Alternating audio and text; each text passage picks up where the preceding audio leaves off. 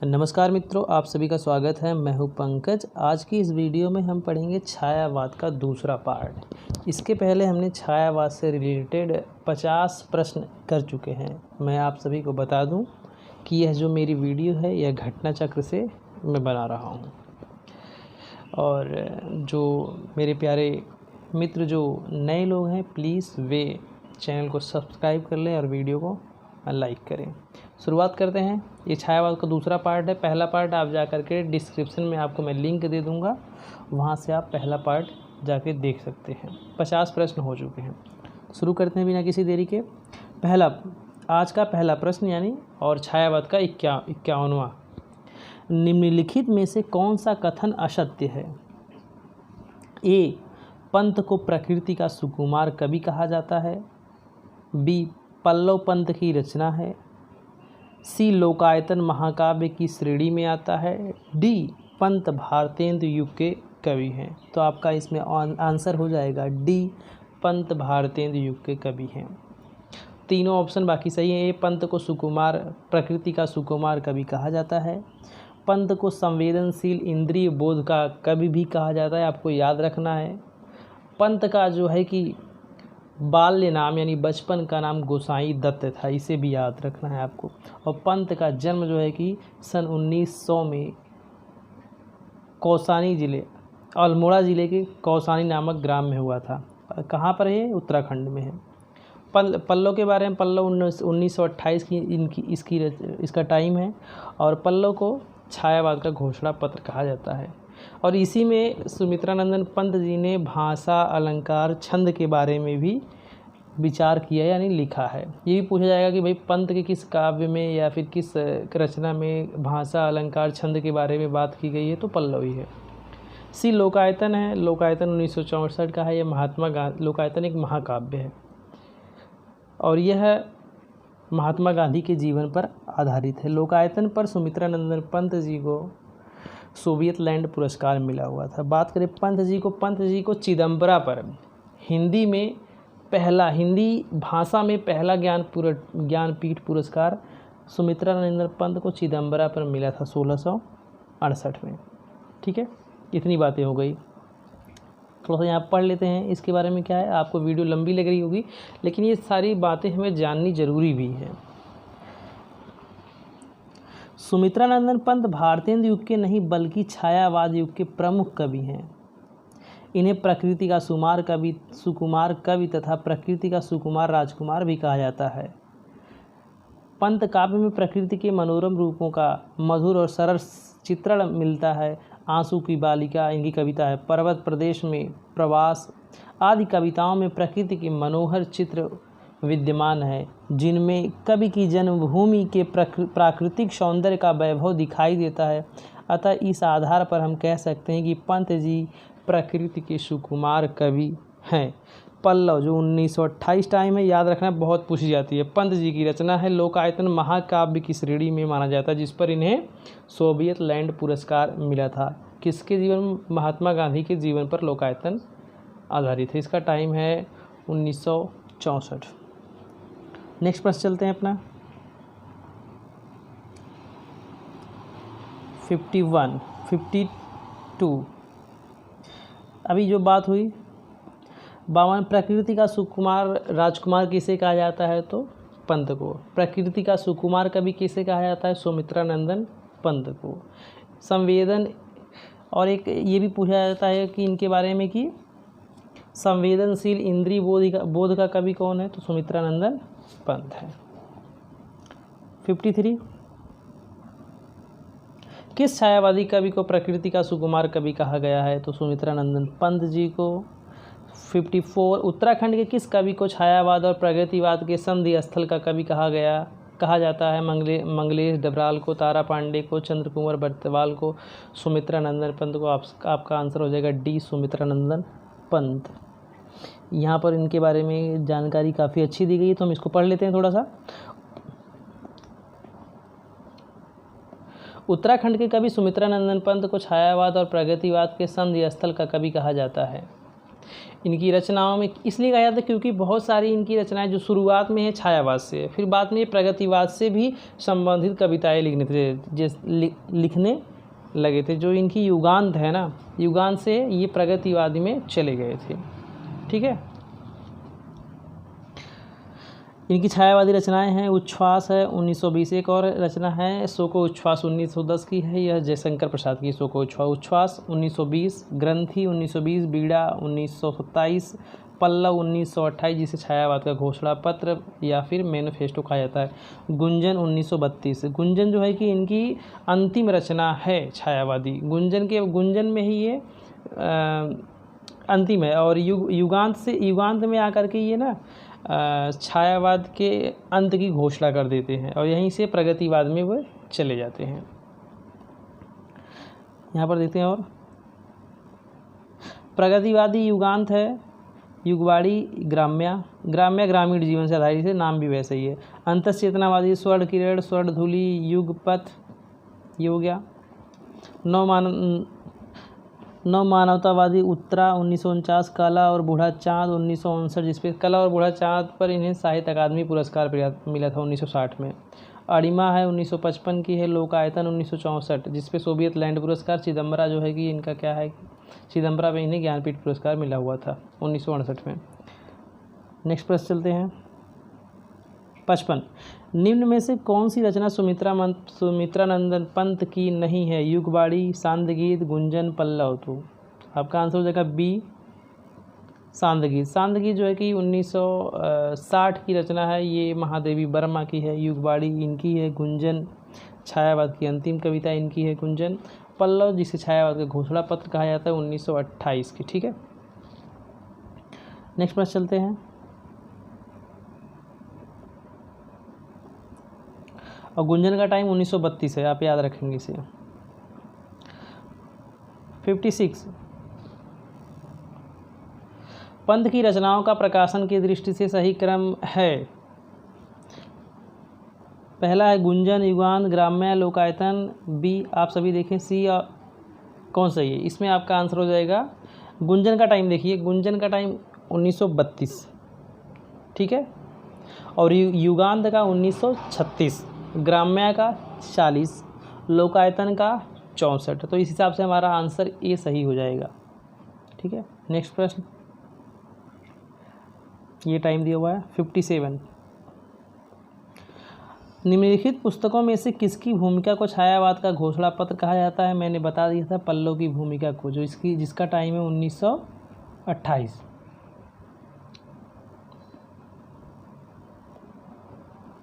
इसके बारे में थोड़ा पढ़ लेते हैं पल्लव के बारे में। सुमित्रानंदन पंत के पल्लव की भूमिका को छायावाद का घोषणा पत्र स्वीकार करते हुए डॉक्टर नगेंद्र ने कहा था, पल्लव की भूमिका हिंदी के छायावाद के आविर्भाव का ऐतिहासिक घोषणा पत्र है। साथ ही उन्होंने माना कि पल्लव की भूमिका में पंत ने भाषा, अलंकार, छंद, शब्द और भाव के सामरस्य पर विचार व्यक्त किए हैं, जिससे यह स्पष्ट होता है कि कवि भाषा के प्रयोग में कितना जागरूक है। नेक्स्ट प्रश्न 58, निम्नलिखित में से कौन सी रचना महाकाव्य नहीं है? यानी पूछ रहा है कौन सी रचना महाकाव्य नहीं है? कामायनी है, बी प्रिप्रवास, सी साकेत, डी पल्लव। तो आपका आंसर इसमें हो जाएगा डी पल्लव, जिसे छायावाद का घोषणा पत्र कहा जाता है। यह सुमित्रानंदन पंत की रचना है 1928 की। बात करते हैं कामायनी प्रसाद की है। ये महाकाव्य है, इसमें 15 सर्ग है, आपको 15 सर्गों को याद रखना है। प्रिप्रवास है हरिओद की, 1914 में लिखी गई है, और प्रिप्रवास पर ही इन्हें 1936 में, प्रिप्रवास में 17 सर्ग हैं, महाकाव्य है। 1936 में मंगला प्रसाद पारितोषिक पुरस्कार मिला। और ये साकेत की बात करें, साकेत का टाइम 1931 है, इसमें 12 सर्ग हैं। कितने हैं? 12 सर्ग हैं। और साकेत को भी जब हरिओद के टाइम, जब हरिओद को प्रिप्रवास पर जिस टाइम मंगला प्रसाद पारितोषिक पुरस्कार मिला, उसी टाइम साकेत को भी मिला था 1936 में ही। तो आपको ये चीज़ें याद रखनी है। ठीक है, नेक्स्ट प्रश्न चलते हैं 58, ये हो गया। 59 है, बुरांश कविता के रचयिता हैं श्यामचरण पंत, सुमित्रानंदन पंत, डॉक्टर लीलामणि उप्रेती, शिरोमणि पाठक। तो आंसर हो जाएगा बी। आपका बी आंसर सही है, सुमित्रानंदन पंत। नेक्स्ट प्रश्न चलते हैं, कुछ विशेष जानने लायक नहीं है इसमें। 60, हिंदी साहित्य में महाप्राण किस कवि के लिए प्रयुक्त होता है? ए तुलसीदास, बी निराला, सी जयशंकर प्रसाद, डी सूरदास। तो आपका इसमें आंसर हो जाएगा बी निराला जी। निराला जी को महाप्राण सूर्यकांत त्रिपाठी निराला कहा जाता है। इनका पूरा नाम महाप्राण सूर्यकांत त्रिपाठी निराला है। इसके बारे में थोड़ा जान लेते हैं, इससे रिलेटेड काफ़ी प्रश्न आगे हैं। हिंदी साहित्य में महाप्राण सूर्यकांत त्रिपाठी निराला के लिए प्रयुक्त होता है। निराला जी ने स्वच्छंदतावादी विचारधारा के साथ बड़ी प्रसिद्ध गद्य रचनाएं चतुरी चमार, बिल्ले सुर बकरीहा आदि प्रस्तुत की हैं। निराला जी ने अपनी विवाहिता पुत्री के निधन से विक्षुब्ध होकर के सरोज स्मृति की रचना की। सरोज स्मृति का टाइम है 1935। ठीक है, हिंदी का प्रथम शोक गीत कहा जाता है इसे। ठीक है, निराला जी ने कलकत्ता में रामकृष्ण मिशन के पत्र समन्वय का संपादन भार संभाला। इसके बाद मतवाला के संपादक मंडल में सम्मिलित हुए। यहाँ जो और बातें जानने लायक इनके बारे में है, निराला जी की प्रमुख काव्य रचनाएं हैं अनामिका 1923 पहली का है इनकी। ठीक है, परिमल 1930, गीतिका 1936, तुलसीदास 1938, कुकुर मित्ता का टाइम है कहीं 41 लिखा है कहीं 42, 1941 या 42। अड़िमा है, नए पत्ते हैं, बेला, अर्चना, आराधना इत्यादि। परिमल में गीत भी है और मुक्तक छंद भी है, मधुर भावों से अनुप्राणित प्रणय गीत भी हैं। गीतिका 1936 मुख्यतः श्रृंगारिक रचना है। इनकी अत्यधिक समर्थ काव्य रचना राम की शक्ति पूजा 1936 टाइम है राम की शक्ति पूजा का। ठीक है, और राम की शक्ति पूजा अनामिका काव्य संकलन में संकलित है। अनामिका में ही सरोज स्मृति भी संकलित है। ठीक है, राम की शक्ति पूजा और शोक गीत है सरोज स्मृति। ठीक है, और इनके बारे में जो जानने लायक है, पंचवटी प्रसंग काव्य की रचना सूर्यकांत त्रिपाठी निराला ने की है। एक पंचवटी नाम की और रचना जिसके रचयिता कौन है? मैथिली शरण गुप्त जी हैं। आपको पंचवटी प्रसंग सूर्यकांत त्रिपाठी निराला की है। पंचवटी नाम की एक रचना मैथिली शरण गुप्त ने भी लिखी है। नेक्स्ट प्रश्न 61, कुकुरमुत्ता जिसका टाइम 1941, नए पत्ते तथा तुलसीदास की इनकी कृतियाँ हैं। तो जयशंकर प्रसाद, बी महादेवी वर्मा, सी सुमित्रानंद पंत, डी निराला। तो आपका आंसर हो जाएगा डी निराला। नेक्स्ट प्रश्न चलते हैं, पंचवटी प्रसंग काव्य के रचयिता कौन है? तो मैथिली शरण गुप्त, निराला, जयशंकर प्रसाद, केशव प्रसाद। आपका आंसर सही हो जाएगा निराला जी। अगर पंचवटी की बात करें केवल तो पंचवटी मैथिली शरण गुप्त की कृति है।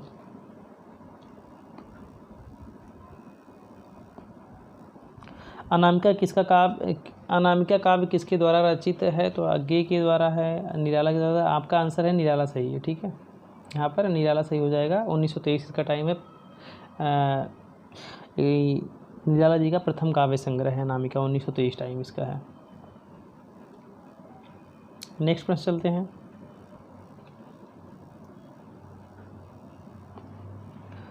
परिमल किस कवि की रचना है? मैथिली शरण गुप्त की, जयशंकर प्रसाद की, रामधारी सिंह दिनकर की, सूर्यकांत त्रिपाठी निराला की। तो इस किसकी है ये? आंसर आपका डी सही हो जाएगा, सूर्यकांत त्रिपाठी निराला जी की। परिमल का टाइम 1930 है। एक चीज़ और आपको बात याद रखनी है कि निराला को छायावाद का शलाका पुरुष कहा जाता है। निराला को छायावाद का शलाका पुरुष कहा जाता है। बात करें प्रयोग मान शलाका पुरुष किसे कहा जाता है? तो नागार्जुन जी को। ठीक है,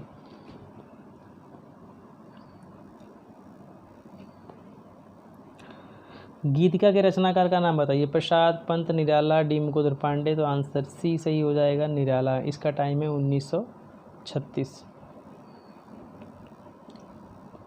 66 है, निम्न में से कौन सी रचना निराला की नहीं है? झरना, परिमल, गीतिका, अनामिका। तो कौन सी नहीं है भाई? आपका आंसर सही हो जाएगा इसमें झरना 1918, जिसे छायावाद की प्रयोगशाला भी कहा जाता है। यानी छायावाद की प्रयोगशाला का प्रथम काव्य संग्रह कहा जाता है। प्रथम कृति कहा जाता है। परिमल का टाइम है 1930 है, गीतिका 1936 है, अनामिका 1923 है। ये तीनों रचनाएं निराला जी की है। बाकी झरना 1918 जिसका टाइम है, और झरना के जो लेखक हैं वो हैं जयशंकर प्रसाद जी। झरना को छायावाद की प्रथम प्रयोगशाला कहा जाता है। नेक्स्ट प्रश्न,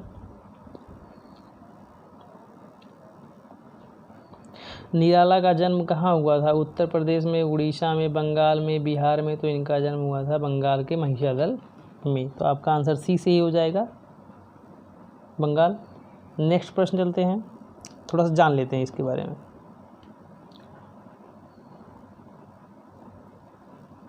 स्वच्छंदतावादी विचारधारा के कवि निराला का जन्म 21 फरवरी 1896 को महिषादल राज्य मेदिनीपुर बंगाल नामक ग्राम में हुआ।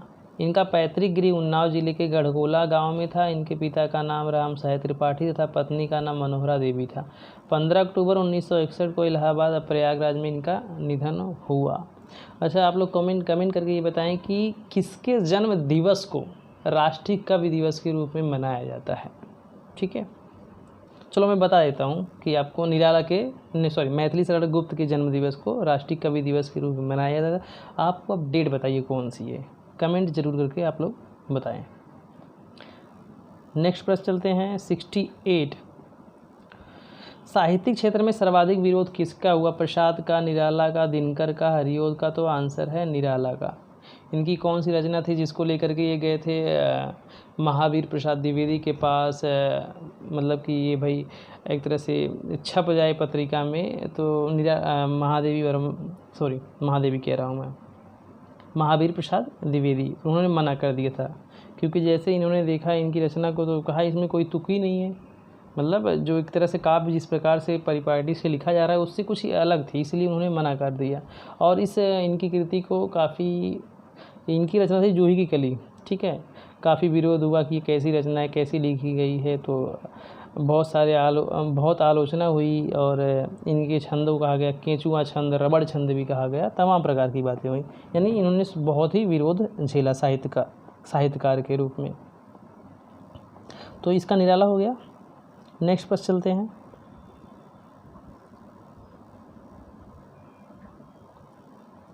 थोड़ा सा डिटेल पढ़ भी लेते हैं हम। निराला को केवल व्यक्ति के रूप में ही परिस्थितियों का तीव्र विरोध नहीं सहना पड़ा, वरन कवि के रूप में भी उनका प्रबल विरोध हुआ। इसका प्रधान कारण तो उनकी मौलिकता है, जो कवि के दीप्त अहंकार की साहित्यिक अभिव्यक्ति है। सन 1916 में जूही की कली का प्रकाशन उस युग के साहित्य चेताओं के लिए एक चुनौती बनकर सामने आया। उसमें व्यक्त प्रणय केली के चित्र और मुक्त छंद का शक्तिशाली शिल्प दोनों ही तत्कालीन मान्यताओं से मेल नहीं खाती थी। किंतु निराला अपनी धुन के पक्के और फक्कड़ स्वभाव के व्यक्ति थे, इसलिए उन्होंने सबकी उपेक्षा की। उनके काव्य में आरंभ से ही विविधता के दर्शन होते हैं। 69। निम्न पंक्तियाँ किस प्रसिद्ध लंबी कविता से उद्धृत हैं? प्रतिपल परिवर्तित व्यू, भेद कौशल समूह, राक्षस विरुद्ध प्रत्युह क्रुद्ध कपि विषम। राम की शक्ति पूजा से है, बादल राग से है, पेशोला की प्रतिध्वनि से है, शेर सिंह का शस्त्र समर्पण। तो आपका आंसर हो जाएगा राम की शक्ति पूजा से। ठीक है, नेक्स्ट प्रश्न चलते हैं।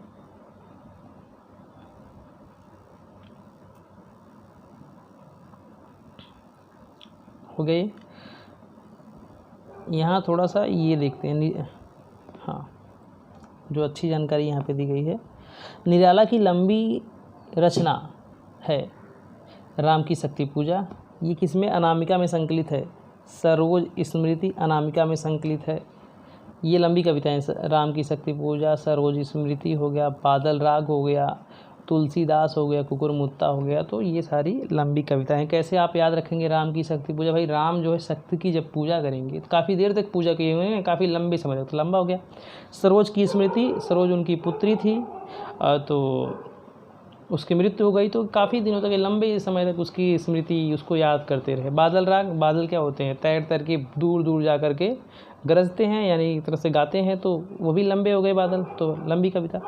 तुलसीदास तो भाई है ही हैं, इन्होंने रामचरितमानस की रचना की, 7 कांड है उसमें, ठीक है। और कुकुरमुत्ता, तो जैसे बारिश का समय आता है तो कुकुरमुत्ता इधर उधर हर जगह बिखरे, दूर दूर तक लंबे बिखरे पड़े होते हैं। तो ये सारे क्या हैं, आपकी लंबी हो जाएगी। निराला के उपन्यास हैं अप्सरा, अलका, प्रभावती, निरुपमा, उच्छृंखलता, काले कारनामे, पुराण, कथा, महाभारत। निबंध संग्रह है, प्रबंध परिचय है, प्रबंध प्रतिभा है, बंग भाषा का उच्चारण है, प्रबंध पद्य है, प्रबंध प्रतिमा है, चाबुक है, चयन, संघर्ष आदि है। बस 70 देखते हैं। निराला की निम्नलिखित कविताओं में से कौन सी लंबी कविता नहीं है? तो ए भिक्षुक, बी कुकुरमुत्ता, सी सरोज स्मृति, राम की शक्ति पूजा। तो मैंने आपको अभी बताया ही था कैसे ट्रिक। सरोज स्मृति बहुत लंबे टाइम वो अपनी पुत्री को याद करते रहे। राम की शक्ति पूजा, ना राम ने बहुत देर तक लंबे समय तक शक्ति की पूजा की। कुकुरमुत्ता क्या है, बारिश में हर जगह दूर दूर तक लंबे लंबे उगे होते हैं। तो बचता आपका क्या है, भिक्षुक है। नेक्स्ट प्रश्न चलते हैं।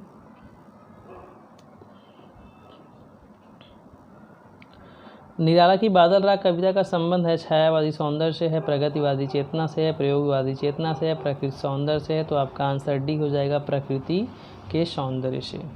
नेक्स्ट प्रश्न,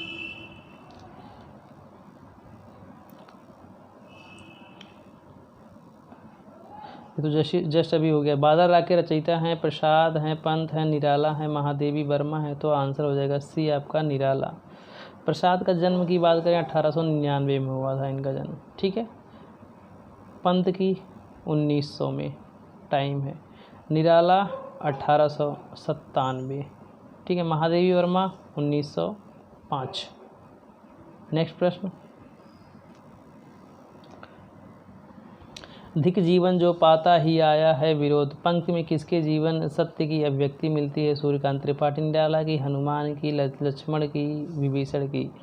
तो आंसर हो जाएगा आपका ये, सूर्यकांत त्रिपाठी निराला। यानी जो इन्होंने साहित्यिक जीवन के रूप में, कवि के जीवन के रूप में इनका जितना विरोध हुआ उसी को इस पंक्तियों में इन्होंने प्रस्तुत किया है। नेक्स्ट प्रश्न चलते हैं।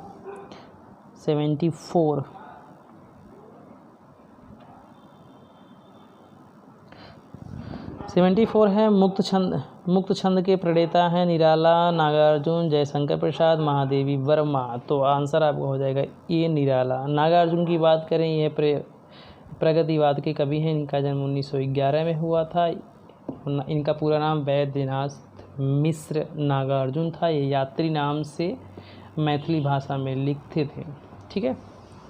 बाकी तीनों नागार्जुन के अलावा 3 लोग छायावाद के हैं। नेक्स्ट पर चलते हैं 75। थोड़ा सा यहाँ पे पढ़ लेते हैं। मुक्त छंद के प्रणेता सूर्यकांत त्रिपाठी निराला है। निराला की कविता का समारंभ मुक्त वृत्त से होता है। जूही की कली 1900 निराला के अनुसार 1916 उनकी पहली रचना है और यह मुक्त वृत्त में है, यानी मुक्त छंद में है। मुक्त वृत्त में छंदोबद्ध रचना के तुक, मात्रा आदि के अवरोधक तत्व निशेष हो जाते हैं। अगला प्रश्न है, निराला की जूही की कली उदाहरण है मात्रिक छंद का, वर्णिक छंद का, मुक्त छंद का। इनमें से कोई नहीं। तो आपका आंसर हो जाएगा मुक्त छंद का।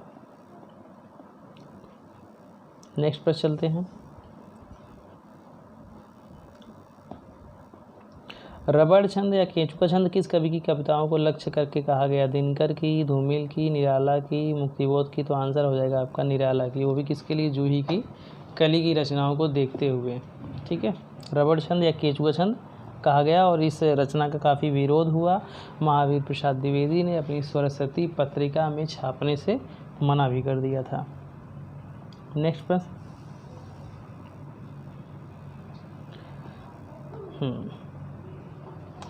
निराला की अंतिम कविता है राम की शक्ति पूजा, जिसका टाइम 1936। तुलसीदास 1938 है। सरोज स्मृति 1935 है। डी पत्रोत्कंठित जीवन का विष बुझा हुआ। तो इसका आंसर हो जाएगा आपका पत्रोत्कंठित जीवन का विष बुझा हुआ।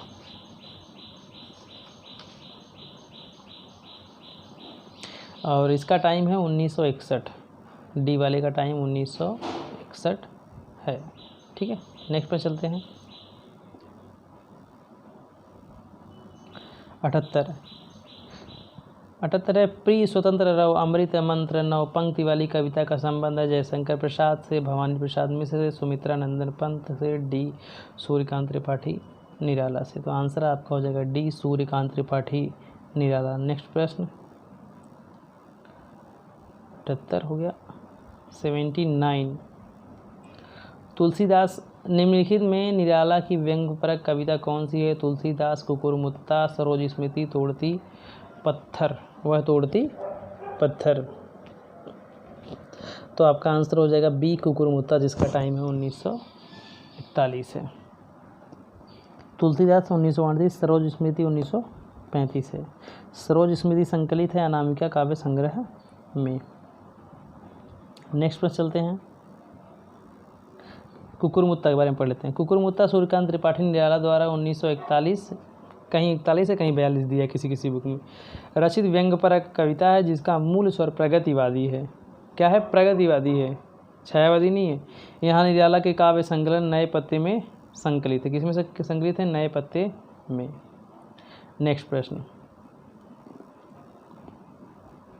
छायावाद को स्थूल के प्रति सूक्ष्म का विद्रोह किसने कहा है? ये जयशंकर प्रसाद, बी महादेवी वर्मा, सी नंद दुलारे वाजपेयी, डी नागेंद्र। तो किसने कहा है? डी नागेंद्र ने। थोड़ा सा पढ़ते हैं इसके बारे में, व्याख्या इसकी। छायावाद को स्थूल के प्रति सूक्ष्म का विद्रोह डॉक्टर नागेंद्र ने कहा है।